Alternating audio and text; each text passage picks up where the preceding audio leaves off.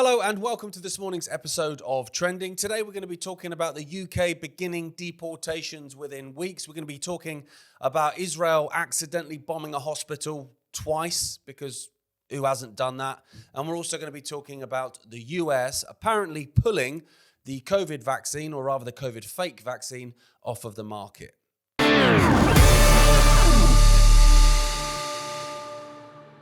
Welcome to this morning's episode of Trending. Thank you so much for tuning in, wherever you're watching or wherever you're listening. If you are watching on Iconic, thank you so much for all your support. We can't do it without you. And if you're not, you can head over to iconic.com and subscribe for just £1.99.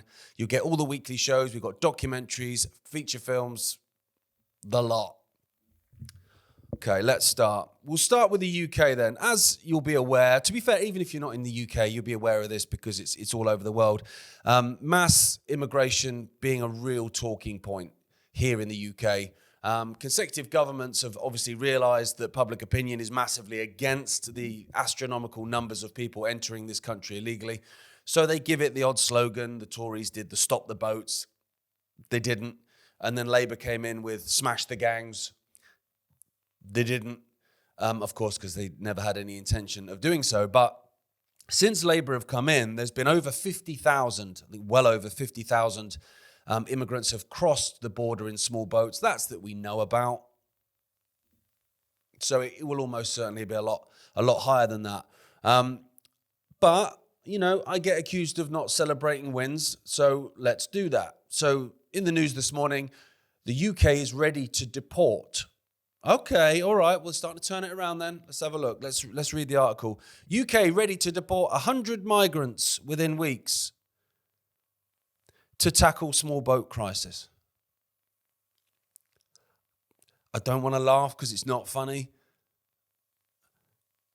50,000 people have entered the country illegally since Labour came into power, and like I say, with a promise of smashing the gangs that are apparently the ones smuggling these people. 100.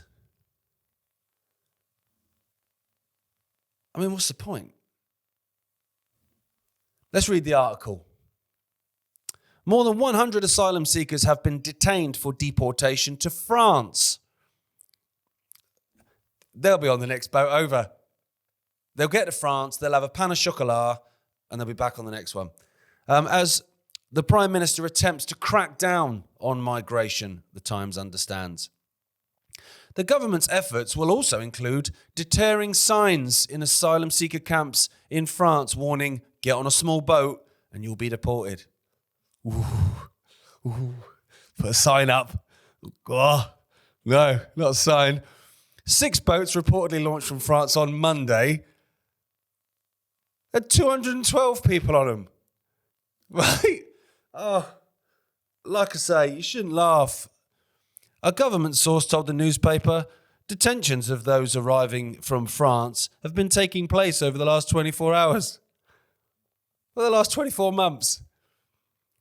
So these small boat migrants may end up finding themselves being bussed to Skegness? No, to a detention centre before the day is out.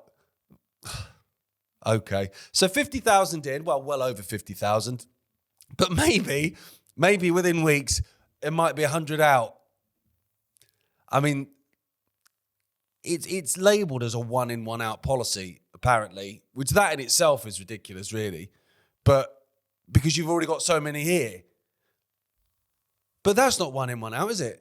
That's 50,000 in, 100 out. That's not how it works in a nightclub. Now, I laugh, and I know I shouldn't, because it's part of a plan to destroy the country, and it's blatantly obvious now. But they are taking the mick, aren't they? They are trolling. And so I'm sat here this morning with my coffee thinking, well, what do I do? Do I get annoyed? Do I get more angry? Because I'm meant to be angry. I'm meant to be agitated.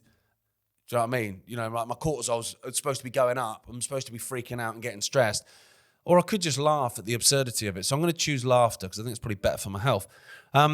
It does feel, though, ladies and gentlemen, that they're purposely winding people up.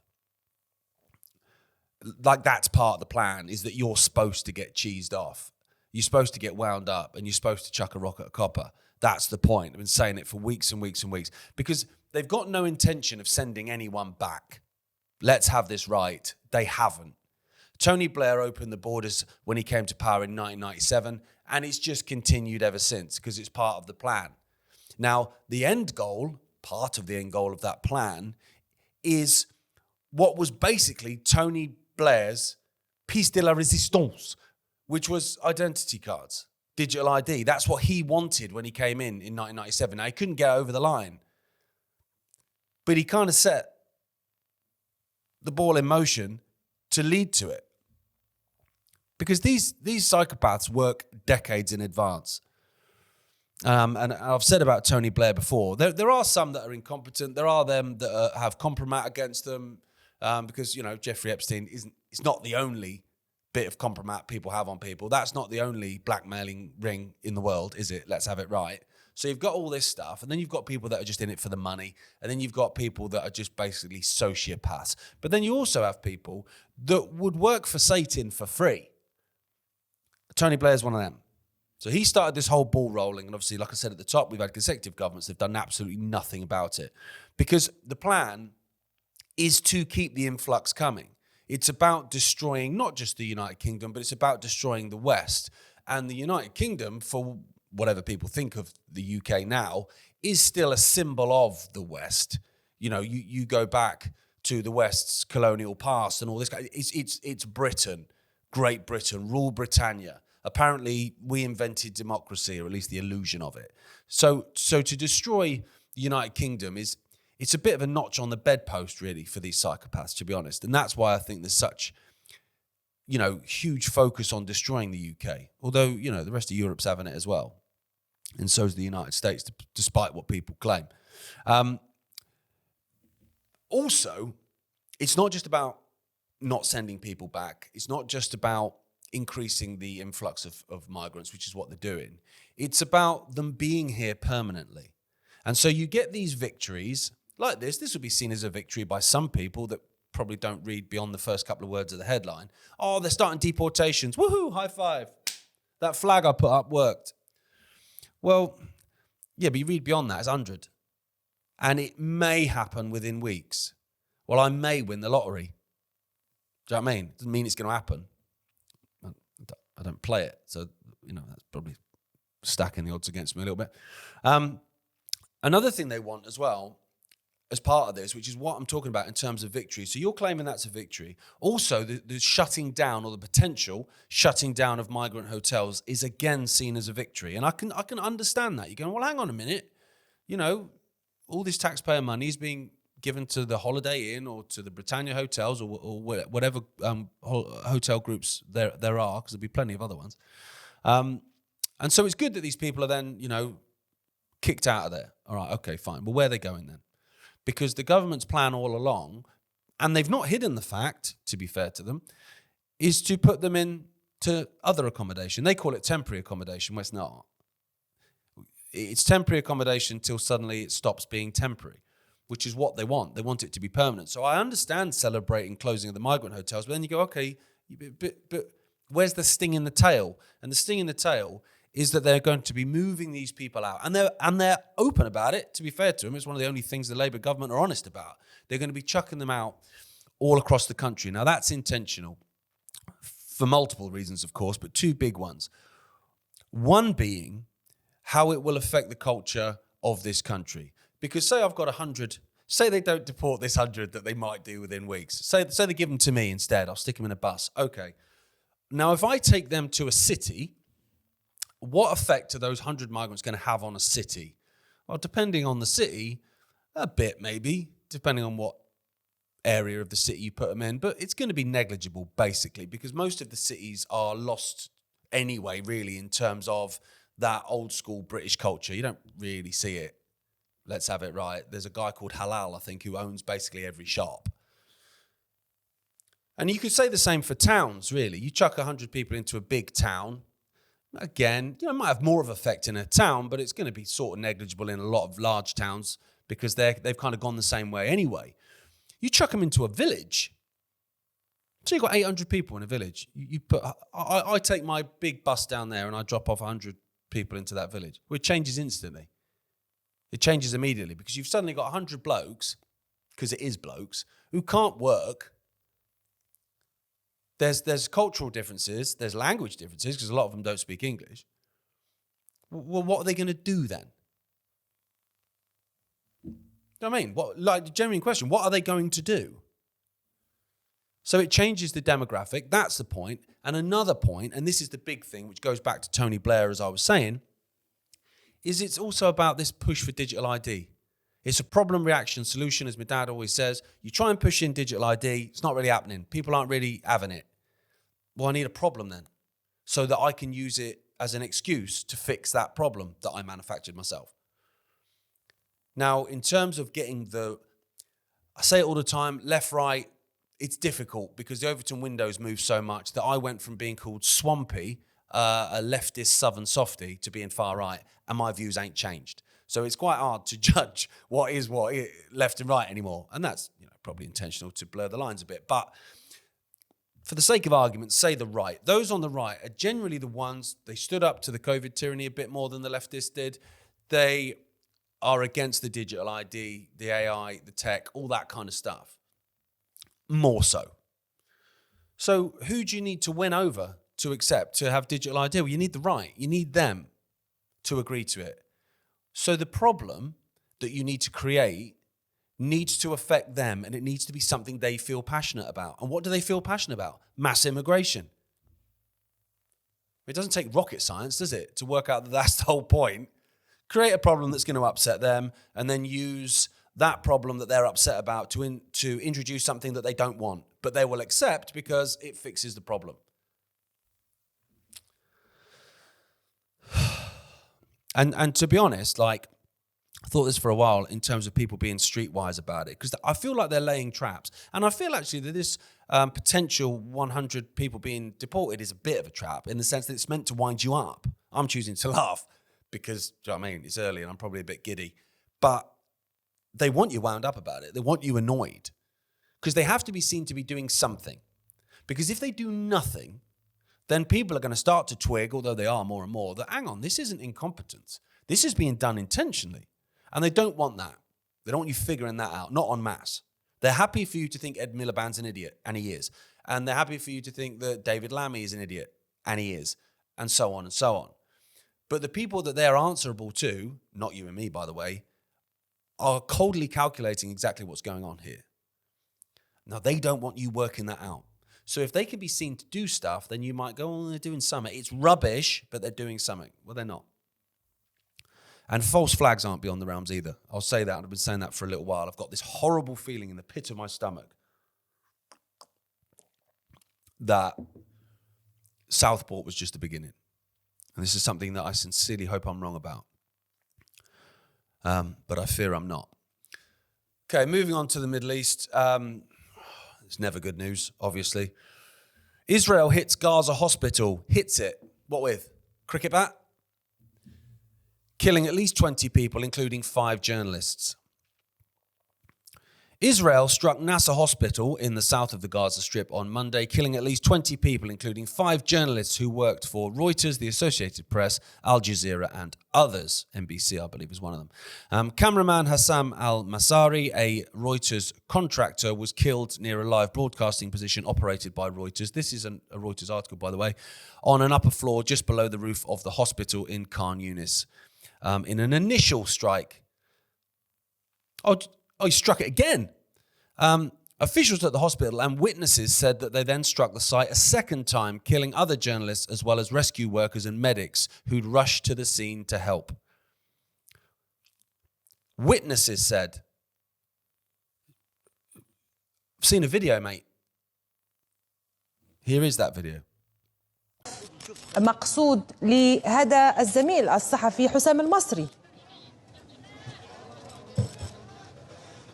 لا حصل الآن نعم. الآن خليك يا الله راح الدفاع المدني كتلوا الناس راح الدفاع المدني كتلوا الناس استهداف كبير الآن كما تشاهدون في هذه الصورة تدمير كبير قصف عنيف جدا.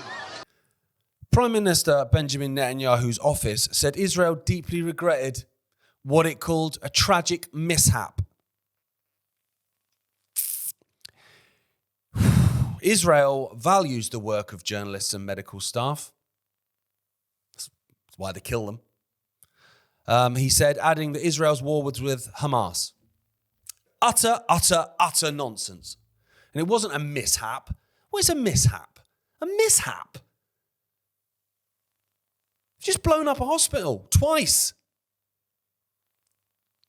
It's a coordinated attempt to destroy anyone from documenting their war crimes. Because you can't defend the undefensible. You can't. You can try, you can pretend to be the victim like you normally do, but it's not really working anymore. And that's why they've banned international journalists. Because people say this all the time. Why is what we're hearing coming from Palestinian journalists anyway? I need to hear it from real valued sources, trustworthy. Yeah. Well, one, a lot of the mainstream media ain't trustworthy for a start. But two, Israel's banned them anyway. So you ban foreign journalists from going in because you don't want them documenting what you're doing. So then it falls on local journalists that are then contracted to some of those mainstream outlets. So what do? You blow them up. Because they're a problem. Because they're showing the world what you're doing. And you can't defend it. How can you defend starving children to death? You can try. You can give it the Hamas, October 7th, anti-Semitism, and give it all that. Yeah. Doesn't work anymore, mate. And you know it doesn't. Which is why you need to kill these people that are documenting what you're doing. Now, what they did in the beginning with these journalists is they accused them all of being Hamas. No, they're not journalists. They're all Hamas operatives. They just wear press lanyards to get away with it, basically. It's not really worked in terms of persuading the public of that. One, because Israel lies every time its lips move. So that's sort of a clue. But people can see with their own eyes what's going on. So when Israel comes out and says there's no starvation in Gaza, there's no famine in Gaza, I could see it, mate. I could literally see it. And public opinion has gone against them massively across the world, even with those that are generally on their side. So it started off with Israel has a right to defend itself. That's kind of become... Israel has a right to defend itself. Did you know they've killed so many children in Gaza since October the 8th, 2023? Not that long ago. They've killed so many children in Gaza in that period that if you held a funeral for a child every single day consecutively and you attended each of those funerals, you would be going to a funeral every single day for 52 years. Mate, good luck playing the victim when you're responsible for that, mate. Israel is planning a brand new offensive. Of course they are. They've called up a load of reservists, military reservists. I'm not going to say IDF anymore because IDF stands for Israeli Defense Forces, and they're not a defense force. They're an offense force. So IDF in itself is a misnomer because what are they defending? They're not defending anything. They're murdering with impunity like they always do. But don't say anything bad. Don't say anything bad on stage at Glastonbury against the child killers. Woo! You get in trouble for that. Luckily, I don't care about being called names. Now, because they're planning this brand new offensive on Gaza City to obviously destroy everything and kill anyone they haven't already killed or starved to death, what they're doing now in killing all of these journalists is basically the equivalent of taking out the CCTV before you rob the bank. They're getting in there in advance. They're going, right, we've done all this horrendous stuff. It's been documented. Public opinion is massively against us. Are we going to stop doing what we're doing? No, obviously not, because we want it all. And so we're going to have to basically take out the CCTV cameras. which is what they're doing. It just happens to be that CCTV cameras aren't really CCTV cameras. They're human beings with children and families and dreams. But that don't mean anything to Israel. And people have I had a guy at me last night on social media. They tend to be a name with 7 numbers after themselves. So I'm not sure how, legit these X accounts are, but they have a go at you. What's the obsession with Israel? You're only obsessed with Israel because they're Jewish. No, I couldn't care less, mate. I don't discriminate. I find pretty much all religions, to be fair, at their extreme, which this is in this instance. I find every religion at its extreme mental. So I'm not discriminating. My issue with Israel is, one, what they're doing is absolutely despicable, but there's also another element to it, which is that my government is aiding and abetting and supporting it and paying for it and providing intelligence for it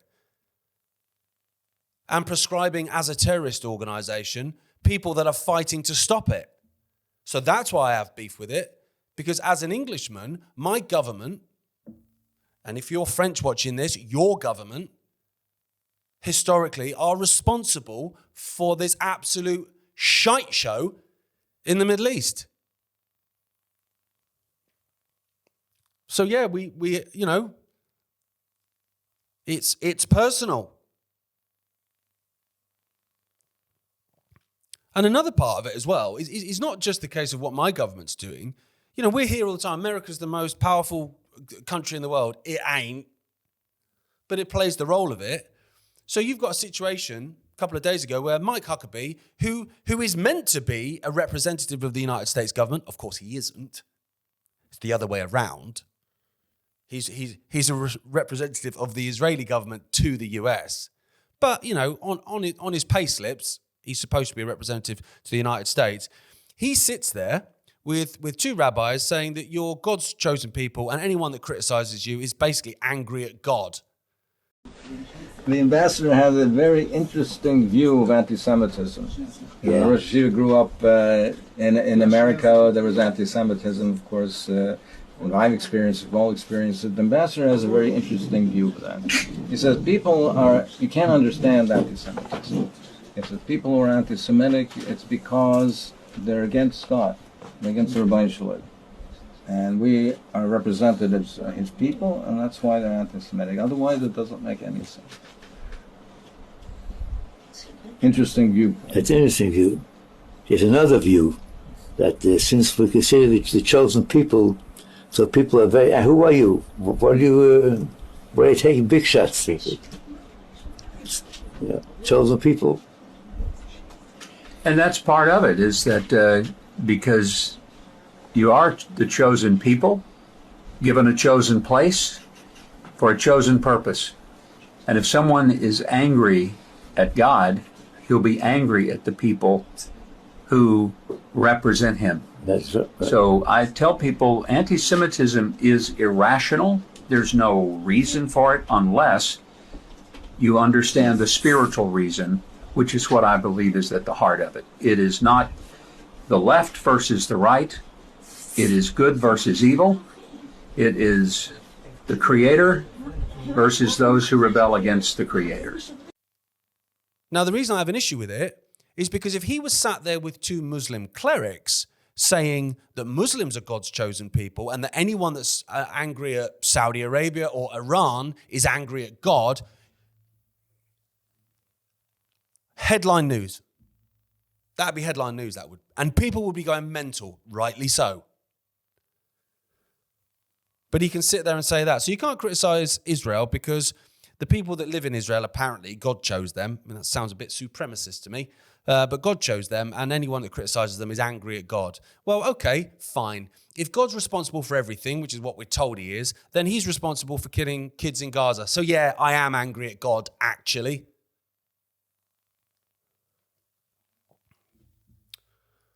Okay, sticking with America then. Now we've gone from Huckabee. That can be my segue. Trump and RFK Jr. to ban COVID-19 vaccine within months. Okay, that's good news. Breaking, RFK advisor Dr. Asim Malhotra says the Trump administration is preparing to pull the COVID vaccine off the US market within months. Maybe around the same time we deport 100 people out of the 50,000. It could happen in a number of stages, including learning more about the data. Not seen enough. But given the increased talk of vaccine injuries in the past few weeks among the administration, it could also come with one clean decision. Malhotra said there's also an ongoing review into vaccine injuries by the Advisory Committee on Immunization Practices.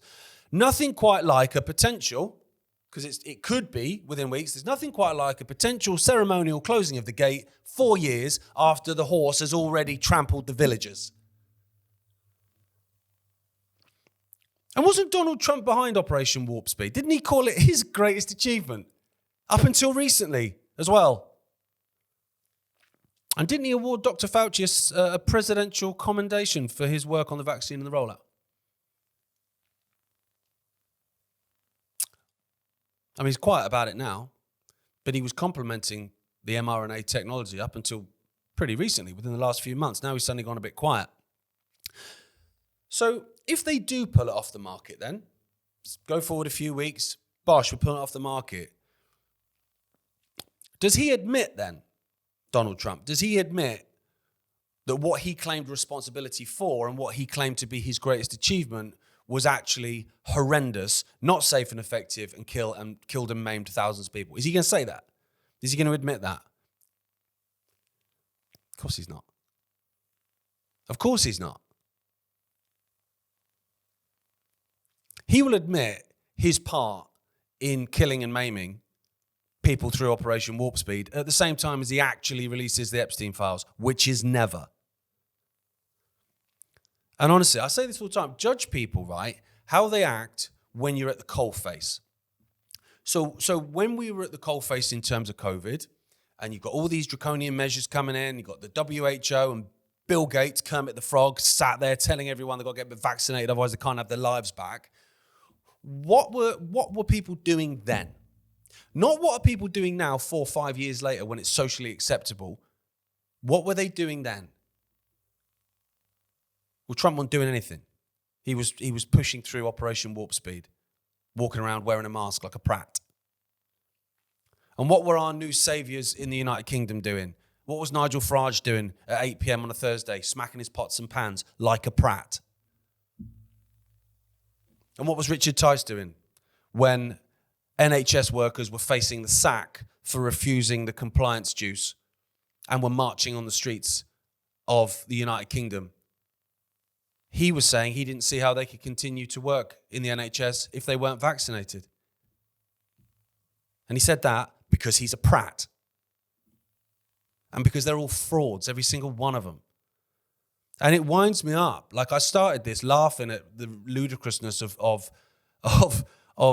UK, domestic policy in terms of deportations. But it winds me up because I see people all the time looking at the likes of RFK Jr. and Donald Trump and Nigel Farage and Richard Tice as some kind of answer to this.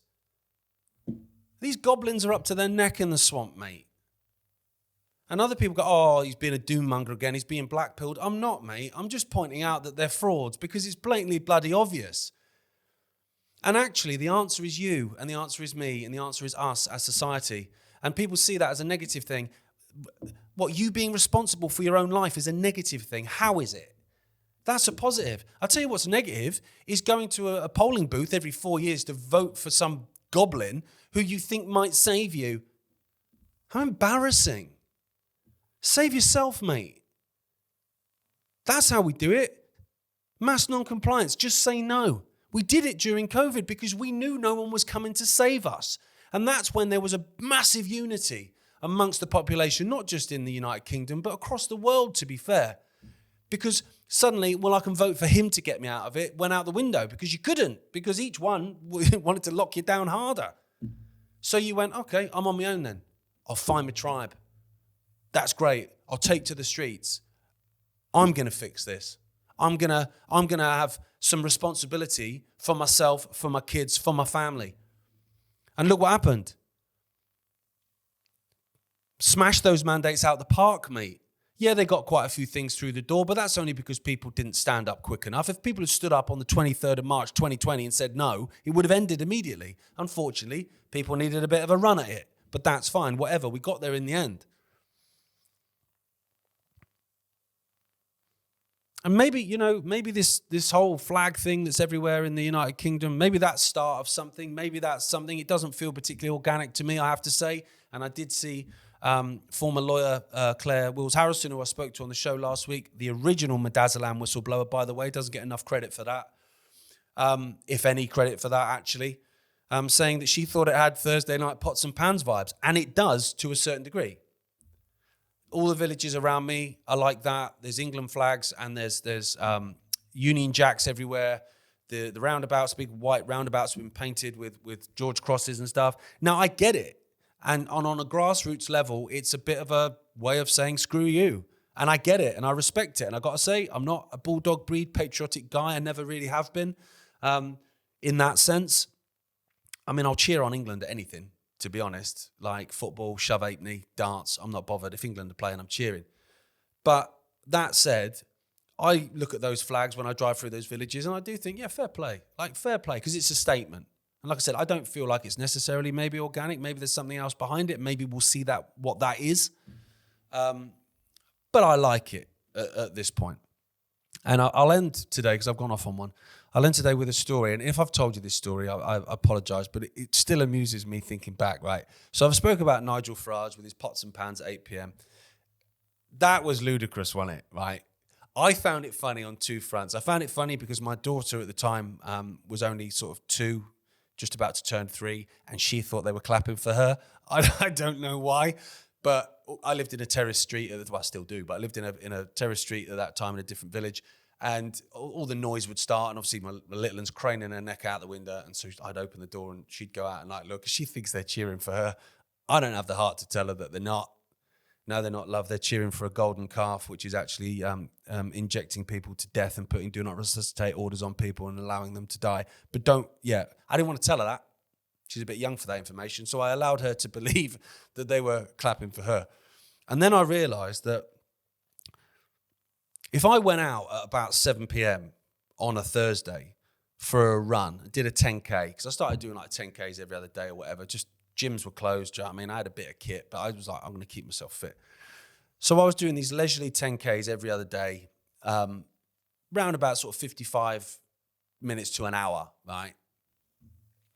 And I realised that if I left my house at 7 p.m, pretty much on the dot on a Thursday, I could come down my street at the time when all these people are coming out with their pots and pans, craning their necks to see, oh no, number 32's not come out. Oh, I better go on Facebook and slag them off.